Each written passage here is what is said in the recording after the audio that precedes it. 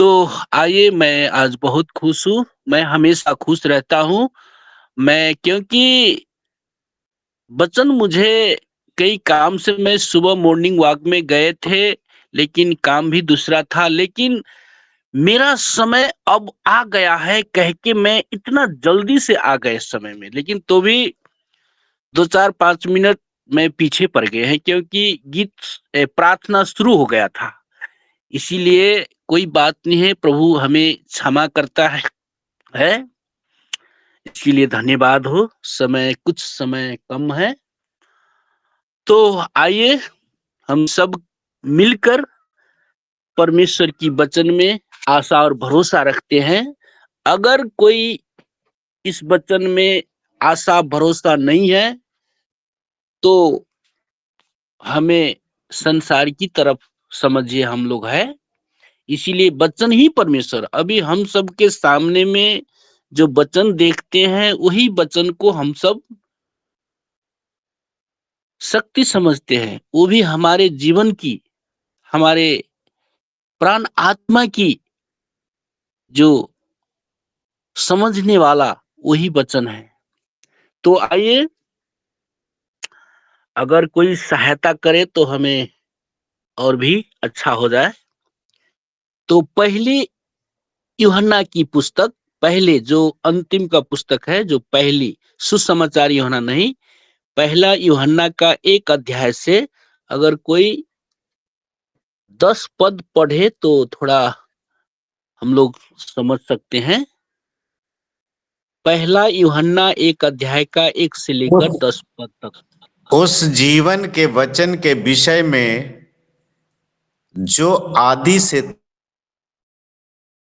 था, जिसे हमने सुना और जिसे अपनी आंखों से देखा, वरन जिसे हमने ध्यान से देखा और हाथों से छुआ, यह जीवन प्रकट हुआ और हमने उसे देखा और उसकी गवाही देते हैं और तुम्हें उस अनंत जीवन का समाचार देते हैं जो पिता के साथ था और हम पर प्रकट हुआ। जो कुछ हमने देखा और सुना है, उसका समाचार तुम्हें भी देते हैं, इसलिए कि तुम भी हमारे साथ सहभागी हो और हमारी यह सहभागिता पिता के साथ और उसके पुत्र यीशु मसीह के साथ है। और ये बातें हम इसलिए लिखते हैं कि हमारा आनंद पूरा हो जाए। जो समाचार हमने उससे सुना और तुम्हें सुनाते हैं, वह यह है कि परमेश्वर ज्योति है और उसमें कुछ भी अंधकार नहीं। यदि हम कहें कि उसके साथ हमारी सहभागिता है और फिर अंधकार में चलें, तो हम झूठे हैं और सत्य पर नहीं चलते। पर यदि जैसा वह ज्योति में है, वैसे ही हम भी ज्योति में चलें, तो एक दूसरे से सहभागिता रखते हैं और उसके पुत्र यीशु का लहू हमें सब पापों से शुद्ध करता है। यदि हम कहें कि हम में कुछ भी पाप नहीं, तो अपने आप को धोखा देते हैं और हम में सत्य नहीं। यदि हम अपने पापों को मान लें, तो वह हमारे पापों को क्षमा करने और हमें सब अधर्म से शुद्ध करने में विश्वास योग्य और धर्मी है। यदि हम कहें कि हमने पाप नहीं किया, तो उसे झूठा ठहराते हैं और उसका वचन हम में नहीं है। आमीन आमीन। आमीन आमीन। परमेश्वर की धन्यवाद हो, जो आज हमारे मदन सर, जो रोज परमेश्वर की वचन बहुत पूरे तन मन से पढ़ते हैं, ताकि सुनने वाले स्पष्ट हो जाता है। ये वचन ये कहता है। तो मदन दी मदन जी को हम धन्यवाद देना चाहते हैं और उसको फैमिली को प्रभु ने आशीष दे, ताकि प्रभु अपने प्रतिज्ञा अनुसार चलने वाले को हमेशा आगे पीछे, दाएं बाएं, चारों तरफ रहते हैं। इसे कहते हैं परमेश्वर की आज्ञा पालन, परमेश्वर की प्रतीक्षा करने वाला व्यक्ति को परमेश्वर हमेशा सुरक्षा करता है और उसे मनोबल को आगे बढ़ाता है। तो आइए, एक बार तो हमारे मदन जी पढ़ा है, फिर से हम इसको फिर पढ़ते हैं, क्योंकि हमें आपको सिखाने नहीं, मैं खुद परमेश्वर को वचन को सीखने के लिए एक जंगल की पानी के लिए तृष्णा करता है, उसी तरीके से मैं परमेश्वर की वचनों को तृष्णा करता हूँ कि परमेश्वर आप अपने वचन से मेरे जीवन की सही राह में चले, ताकि हमारे जीवन परमेश्वर की अधीनता में रहे। आपको सिखाने में नहीं आया, मैं अपने खुद को इस लुक इन जीसस प्रोग्राम में जुड़े हैं कि परमेश्वर हमें सिखाए अपने वचनों से, हमें चलाए अपने वचनों से, हमें हर कुछ परमेश्वर की वचन में आधारित है। एक परमेश्वर की प्रेम में हम सब बांधकर ये सुबह के समय ने परमेश्वर को चरणों में आकर हम लोग सीखते हैं और ये सीखकर हमें और दूसरे को सिखाने के लिए सहायता करे।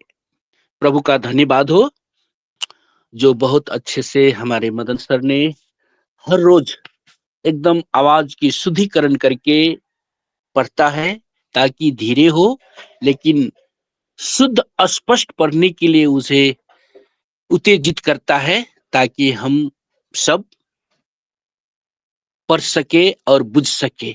जब तक हमें जो लिखा अक्षर है उस अक्षरों को थोड़ा देखकर समझकर पढ़ते हैं तो और समझते हैं और हमें सहायता पुगता है और मनोबल उत्साह होता है। तो आइए हम फिर इसको री करते हैं। आप लोग फिर दोबारा हम पढ़ते हैं तो आप लोग का थोड़ा दूसरे मन होगा, लेकिन ये नहीं समझिएगा। मैं खुद सीखने के लिए मुझे चाहना है, इसीलिए मैं फिर उसको पढ़ता हूँ और जो मेरे समझ में है मैं वही बोलता हूँ। हम परमेश्वर को वचन से आगे नहीं हो सकता है, क्योंकि नहीं होना है। और संसारों से और अलग से बहुत बहुत अपना अपना तरीका होता है, लेकिन कोई बात नहीं है। परमेश्वर की वचन तो ये है कि जो वचन बोलता है वही हमें करना है। अगर न समझे तो फिर हम प्रार्थना करें, प्रभु ये क्या कहता है ये वचन, इस वचन से हमें कैसे रहनी चाहिए, कैसे बोलना चाहिए। उसी तरीका से हमारे उत्पत्ति से लेकर प्रकाश तक का पुस्तक यही बात है। वचन में भी लिखा है संपूर्ण पवित्र शास्त्र परमेश्वर की प्रेरणा से हुआ है। हाँ? ये वचन मुझे अच्छा नहीं लगा, ये बहुत अच्छा है, ये शब्द नहीं होना चाहिए। हमारे उत्पत्ति से लेकर प्रकाश तक, जैसे कि 66 पुस्तक है ना, 66, और पुराने करार यीशु आने से पहले 39 पुस्तक है, और इधर प्रभु यीशु को बारे में पूरा दिया गया है।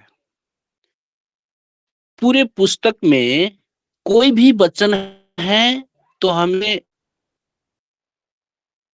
इस मुंह से अंदर से कि ये अच्छा नहीं है कह के हमें शब्दों नहीं निकलना चाहिए।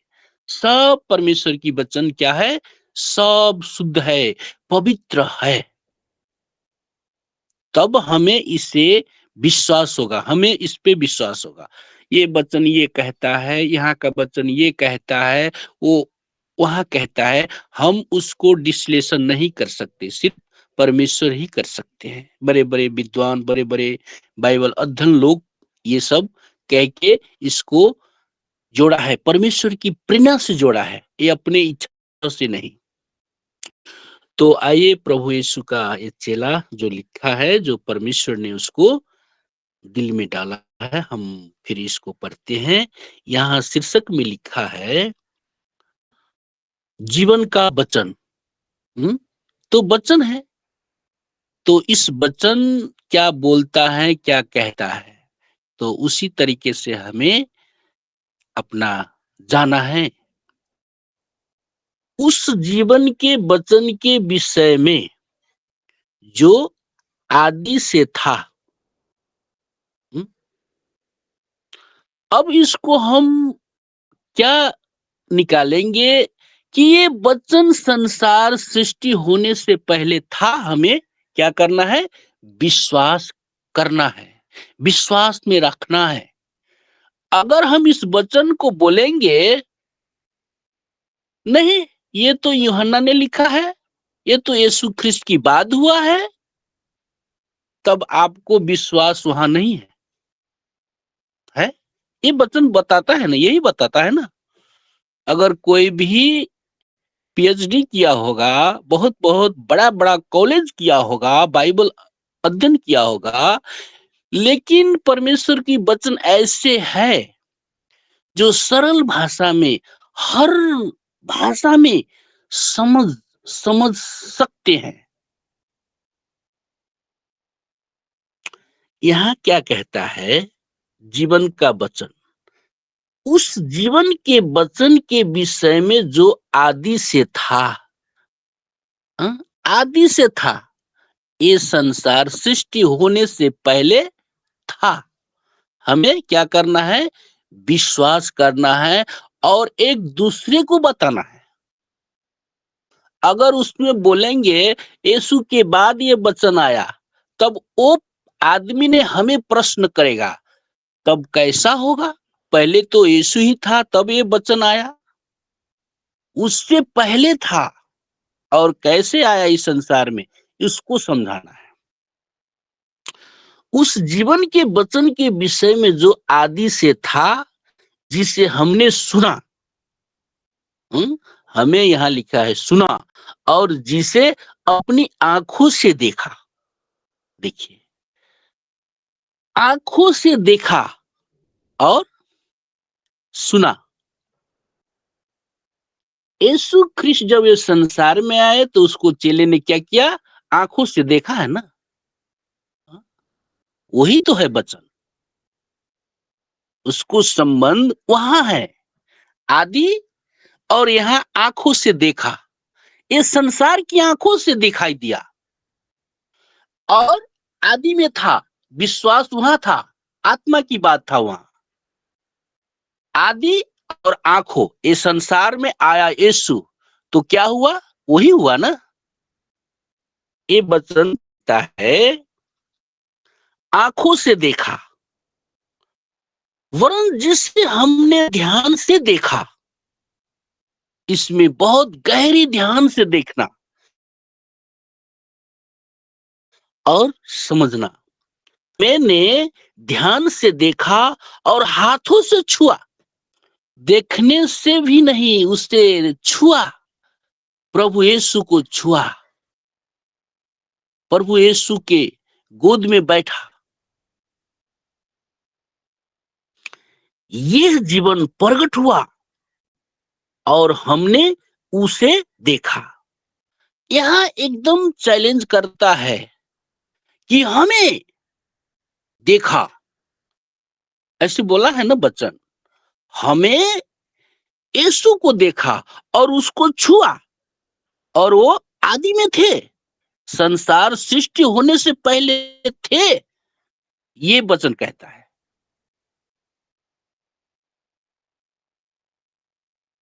ये जीवन प्रकट हुआ और हमने उसे देखा।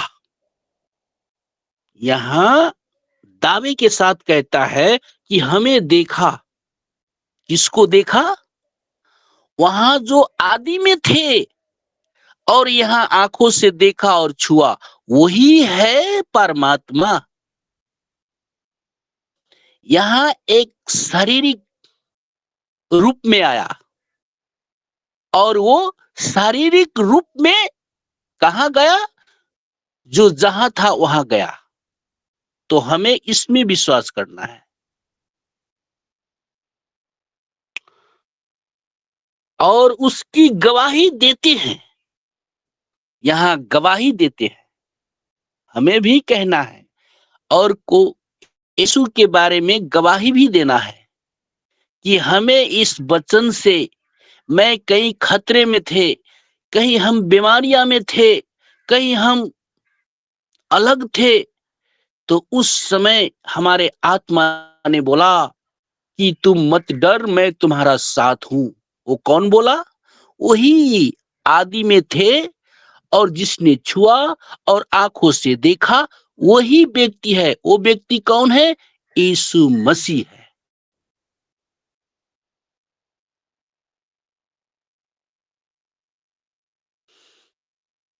और तुम्हें उस अनंत जीवन का समाचार देते हैं जो पिता के साथ था और हम पर प्रगट हुआ।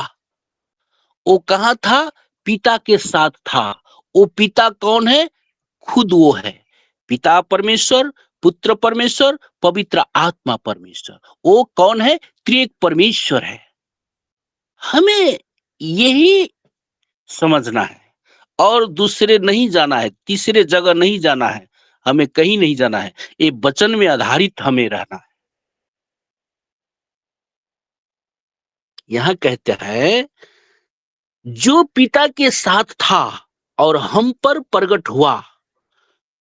जो ये लेखक ने कहता है कि हमें प्रगट हुआ है, तो आज हमें नहीं, हम जितने लेकिन जिस प्रोग्राम में जुड़े हुए हैं पास्टर लोग, उसमें प्रगट हुआ है ये बातें बताने के लिए, आंखें से देखने के लिए। अभी हम वचन को देखते हैं अपनी आंखें से, ये शरीर की आंखें से, और इस वचन को छूते हैं अपने हाथों से। ये समझिए कि यीशु को छू रहा हूं। विश्वास है ना? इस वचन को जब हम छूते हैं बाइबल, तो हमें यीशु छुआई देगा। ये मन में रखिए, ये विश्वास कीजिए। अगर कहेंगे ये तो वचन है, ये तो अक्षर है, ये तो लेटर है, तो आपको विश्वास, जो एक वर्षा में पानी आता है ना, बहुत बारिश होता है तो पानी उछलता है बड़े बड़े नदियों में, वैसे ही आपको हृदय और मन है। जैसे यूहन्ना ने, लेखक ने क्या बोला? मैंने अपनी आंखों से देखा, मैंने सुना और मेरे में प्रकट हुए हैं। उसी तरीका से हमें भी लेना है। हमें भी इसको विश्वास करना है कि हमें प्रभु यीशु को छुआ, उसमें हमारे लिए हम्म, बहुत कष्ट किया, हमारे पापों के लिए। ये हमें समझना है और दूसरा नहीं। अगर दूसरे समझ जाइएगा तो बस, कहाँ जाइएगा, कहाँ रहते हैं, कहाँ क्या करते हैं, वो आपको मालूम नहीं होगा। पूरे बाइबल पढ़ने से नहीं होता है। एक एक अक्षर को उसी में है परमेश्वर की वचन, सीखते रहिए, उसी में है निर्भर। पूरे एक ही बार में पूरे 4 पन्ना 5 पन्ना पढ़ दीजिएगा और थोड़ा नहीं समझिएगा, नहीं समझा पाएंगे, तो हमें वो पढ़ते तो इसे पूरे पढ़ देता है 1 घंटा में, लेकिन अपना अपना वो होता है, उसके लिए कोई बात नहीं है, आपको अपना होगा। तो यहाँ कहता है कि जो पिता के साथ था और हम पर प्रगट हुआ, जो कुछ हमने देखा और सुना है, उसका समाचार तुम्हें भी देते हैं, इसीलिए कि तुम भी हमारे साथ सहभागी हो। हुँ? इसी रीति से हमें सहभागी होना है। ये वचन यही ना सिखाते हैं। ये हम नहीं जाएंगे चर्च आज। आज हमारे विश्वासी का कोई प्रॉब्लम है, वहां नहीं जाएंगे, हम काम में चले जाएंगे। ये आपको सहभागी नहीं जनाता। वचन को ए नहीं मानते, स्वीकार आप नहीं करते।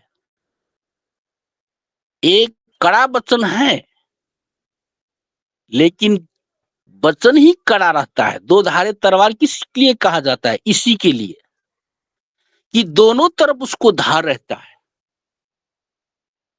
जब हम बोलते हैं ना परमेश्वर के वचन, हम नहीं, परमेश्वर की ही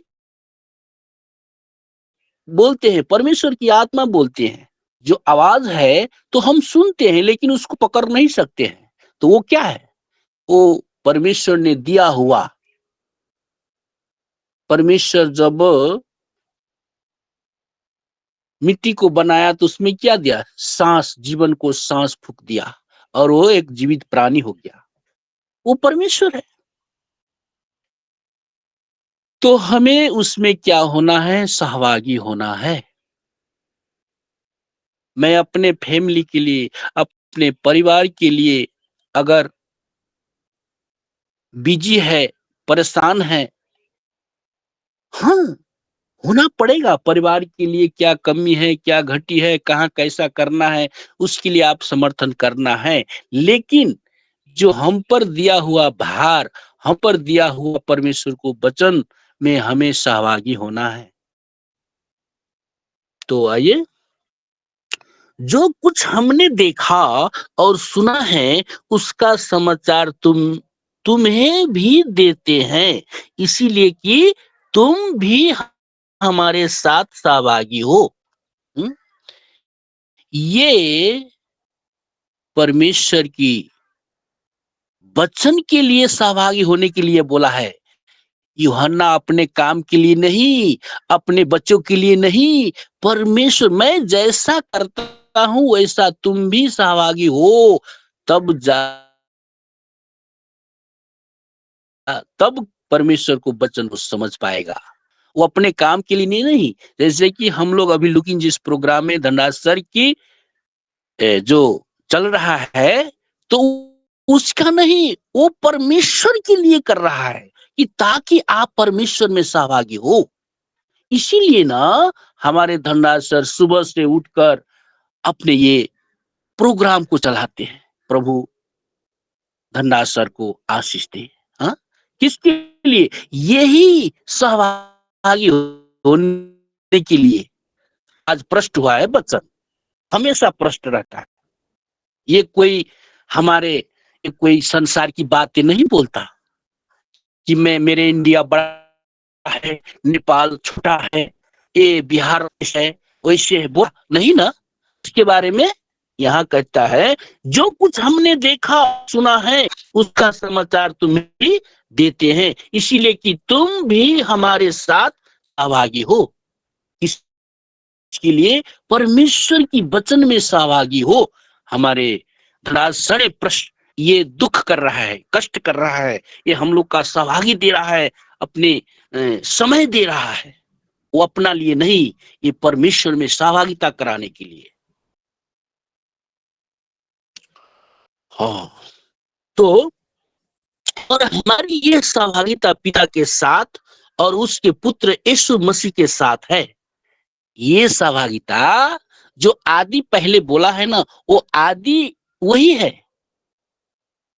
पिता और पुत्र के साथ सहभागी हम रहते हैं।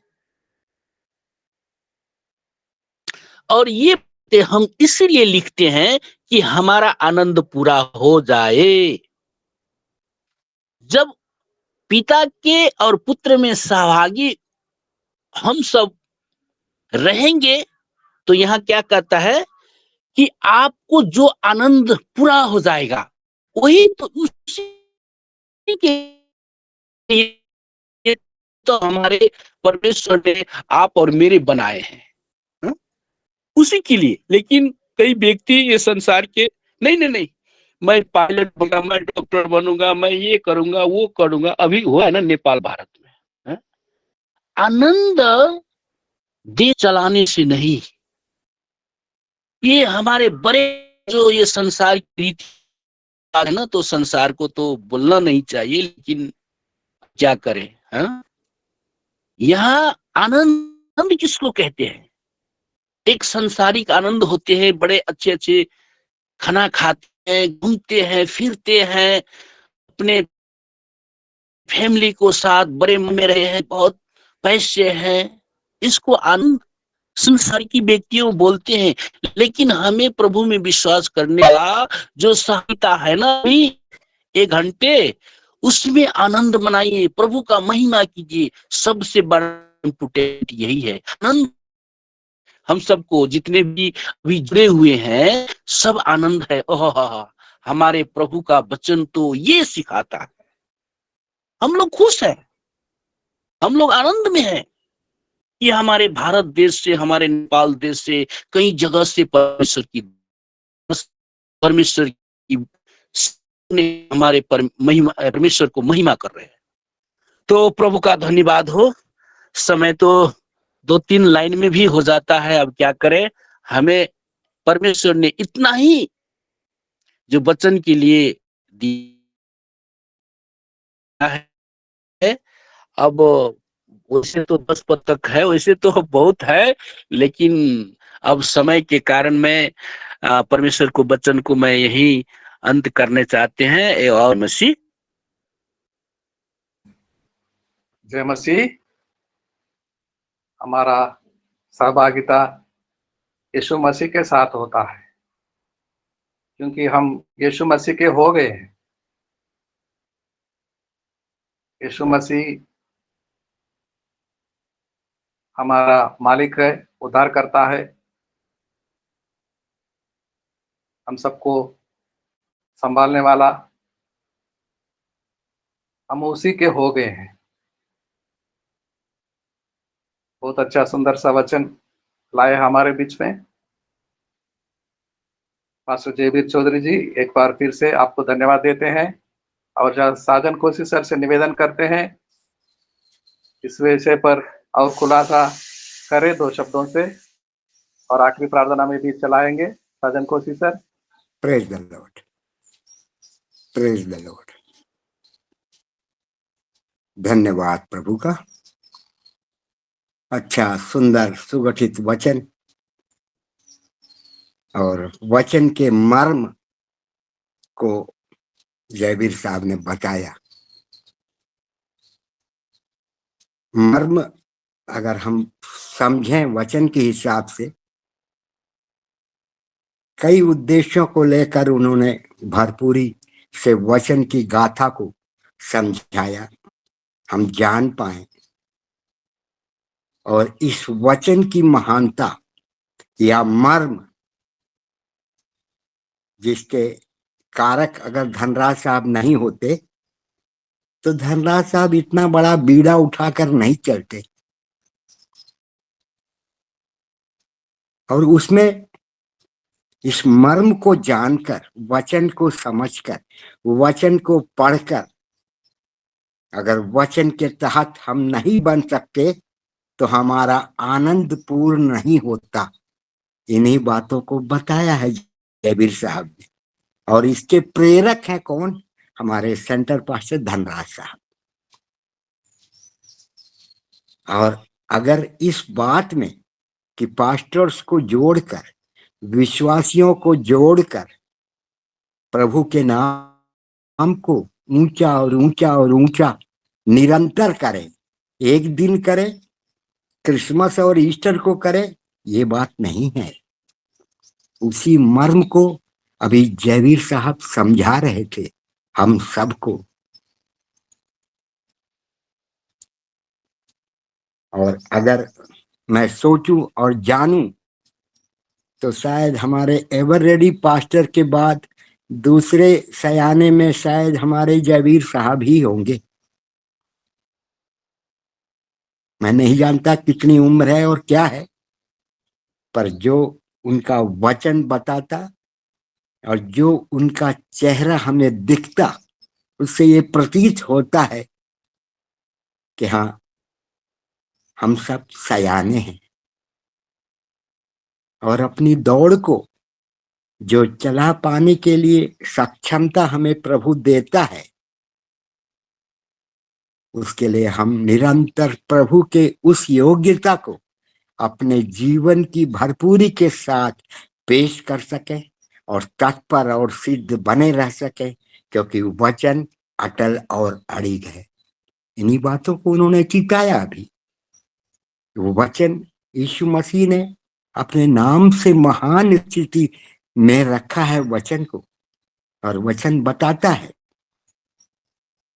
और समझाता है, चिताता है, रोकता है, हमें मारता है, हमें डांटता है, कई बातों के लिए हमें आंदोलित करता है कि तू कौन और तेरी धार्मिकता क्या, तेरी व्यवस्था क्या, किस चाल चलन को लेकर तू चल रहा और तेरा उद्देश्य क्या। उस आनंद की भरपूरी तुम्हारे जीवन में है क्या? और उस आनंद की भरपूरी के साथ प्रभु की आज्ञाओं का पालन तू कर रहा क्या? इन सब बातों से हमें ओतप्रोत होना है और उस समझाइश को और वचन की उस मार्मिकता को आज बांट रहे थे हमारे जयवीर साहब।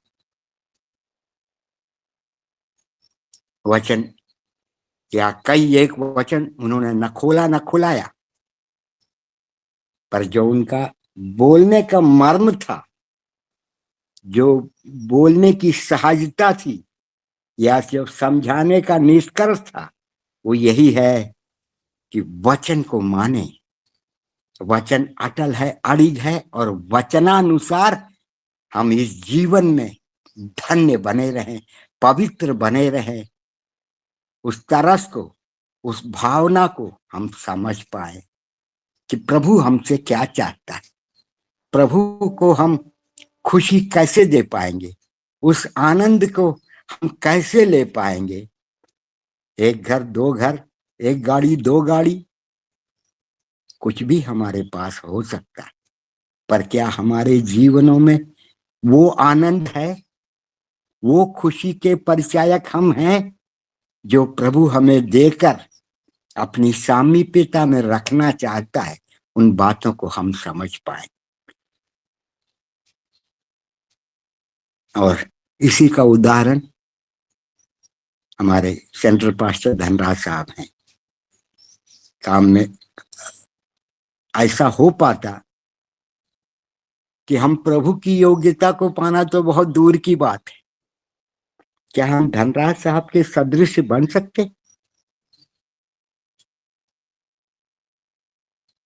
जरा अपने आप से पूछें और सोचें, क्या हम धनराज साहब को भाते हो सकते? अगर हो सकते तो फिर हम प्रभु को भी भाते हो पाएंगे। ये कैसे होगा? हर एक के लिए क्वेश्चन है।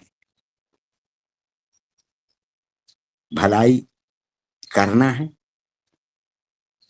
तरस खाना है,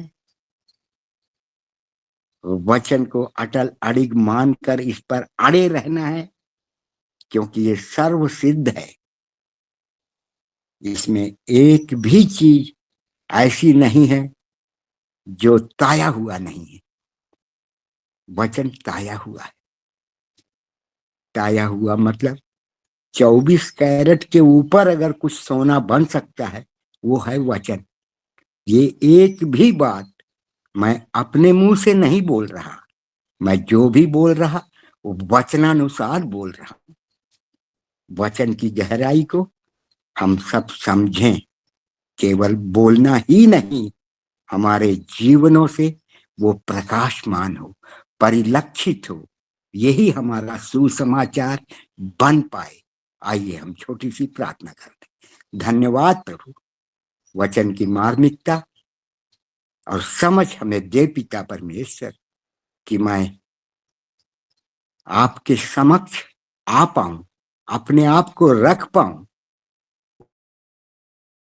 उतना नम्र और दीन और पवित्र मुझे बना दीजिए प्रभु। काश ऐसा हो पाता।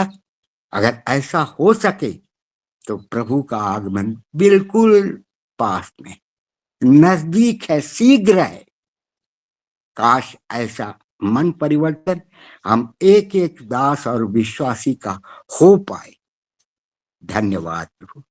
आदर महिमा आपको देते पिता। वचन पूर्ण हो और एक एक के जीवनों में समाहित हो। प्रार्थना को प्यारे प्रभु यीशु मसीह के नाम से मांगते, आमीन आमीन आमीन। आमीन आमीन। साजन कोसी सर, आपको धन्यवाद देते हैं। आपके परिवार, आपके बच्चे